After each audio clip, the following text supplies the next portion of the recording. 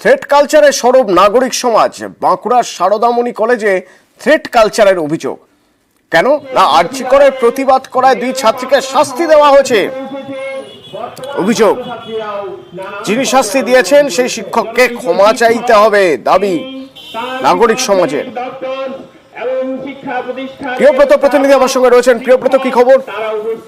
Threat কালচারের আজ যে শিক্ষাঙ্গনে এটা কিন্তু বলাই যায়, কেননা বাঁকুড়া যে সারদামণি মহিলা মহাবিদ্যাপীঠে সেই 2 ছাত্রী যারা ভূগোলের 5th সেমিস্টারে পড়ে, তাদেরকে ভূগোল বিষয়ের যে বিভাগীয় প্রধান সেই শ্যামল সাঁতরা, যিনি কিন্তু প্রাক্তন মন্ত্রী রাজ্যের, সেই শ্যামল সাঁতরার বিরুদ্ধে অভিযোগ যে হাত ধরে অপমান করে দিয়ে বের করে দেওয়া হয়েছে ছাত্রীকে। বলা হয় তার ক্লাস তারা করতে পারবে না। এরই প্রতিবাদে কলেজের গেটে গত শনিবার বিক্ষোভ দেখায় কলেজেরই একাংশ ছাত্রীরা। তারা দাবি করে নিঃশর্ত ক্ষমা চাইতে হবে এবং তার ক্লাস করতে দিতে হবে এই ছাত্রীদেরকে।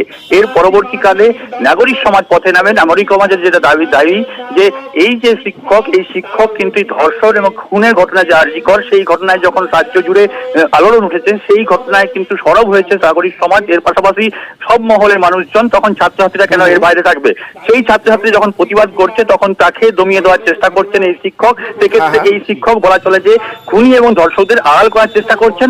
এটা কোনোভাবে হতে পারে না। সেই শিক্ষককে সমাজের যদি টিকে থাকতে হয় বা সমাজের যদি শিক্ষক সমাজের যে মহামূর্তি সেটা যদি উজ্জ্বল করতে হয়, তাহলে এই ছাত্রদের কাছে নিঃশর্ত ক্ষমা চাইতে হবে এবং সেদেরকে ক্লাসে ফেরাতে হবে, এমন দাবি তোলা হয়েছে নাগরিক সমাজের পক্ষ থেকে।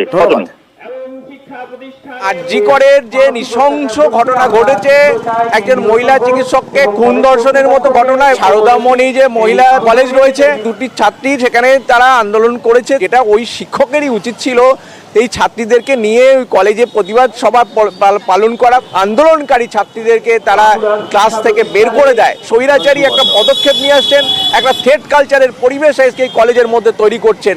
আমরা ধিক্কার জানাচ্ছি। ধিক্কার জানিয়ে এখানে প্রতিবাদ সভা হচ্ছে।